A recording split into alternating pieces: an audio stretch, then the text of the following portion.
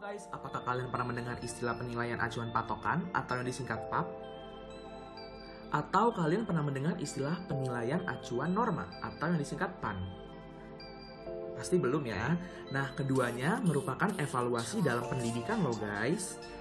Dan juga kalian pasti udah nggak asing ya dengan kata evaluasi. Nah, maka dari itu hari ini kita akan membahas keduanya, yaitu penilaian acuan patokan atau yang disingkat PAP dan penilaian acuan norma yang disingkat PAN. Dan tujuan pembelajaran hari ini adalah setelah menonton video ini, kamu dapat mendeskripsikan penilaian acuan patokan dan penilaian acuan norma. Oke, yang pertama kita akan membahas apa itu penilaian acuan patokan. Apa ya kira-kira penilaian acuan patokan itu? Mari kita bahas bersama-sama. Sebelum masuk ke penilaian acuan patokan, kita bahas dulu ya apa itu penilaian. Menurut Suharsini Arikunto, penilaian adalah mengambil suatu keputusan terhadap sesuatu dengan ukuran baik atau buruk. Nah, berarti hasil dari penilaian bisa baik atau buruk ya guys. Nah, selanjutnya kita akan membahas apa itu penilaian acuan patokan. Mari kita bahas bersama-sama. Nah, menurut Bambang dan Sunardi pada tahun 2009, penilaian acuan patokan adalah penilaian yang dalam menginterpretasikan hasil pengukuran secara langsung didasarkan standar performansi. Nah, ada kata standar performansi ya, itu berarti acuan atau patokan yang digunakan oleh lembaga pendidikan untuk menentukan hasil belajar pada peserta didik. Seperti itu guys.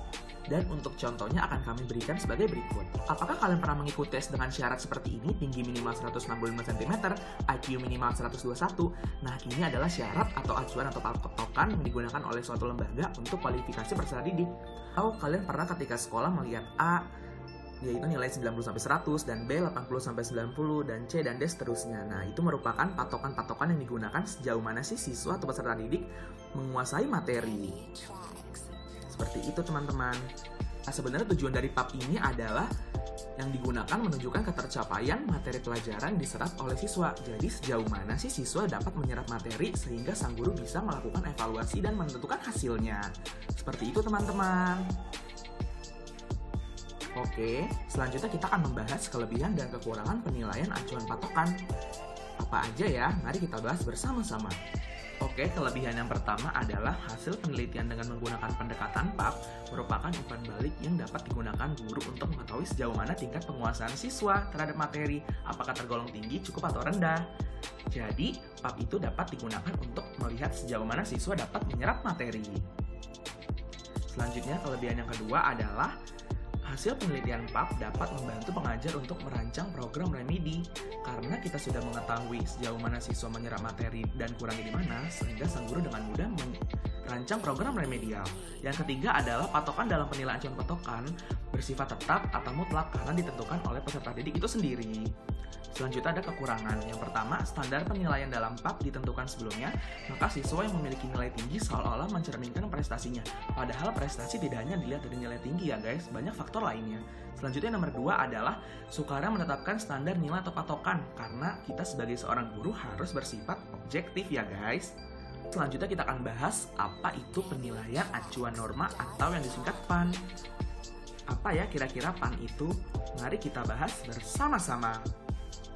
Oke, menurut mahasiswa pada tahun 1995, penilaian acuan norma adalah suatu penilaian yang memperbandingkan hasil belajar siswa terhadap hasil belajar siswa lain dalam kelompoknya. Jadi ibaratnya satu kelas, siswa antar siswa dibandingkan satu sama lain. Seperti itu teman-teman. Oke, dan contohnya akan kami berikan sebagai berikut. Nah, ibaratnya ini suatu kelas terdapat 6 siswa yang akan mengikuti ujian yang telah diberikan oleh sang guru.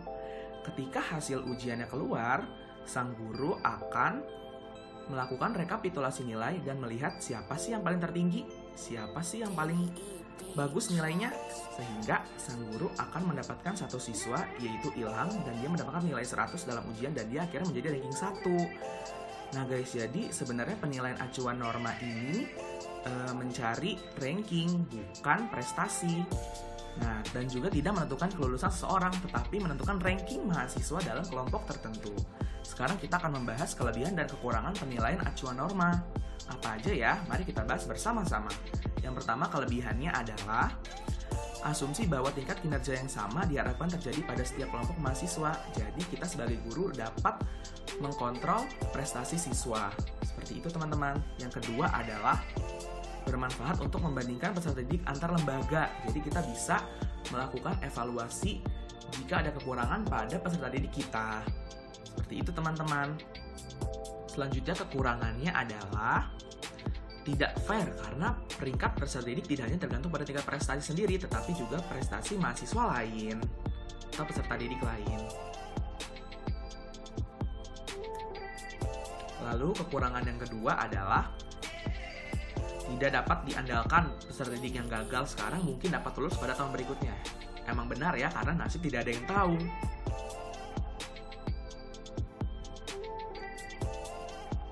Oke teman-teman, terima kasih sudah melihat video ini. Ini adalah mata kuliah teori belajar dan pembelajaran.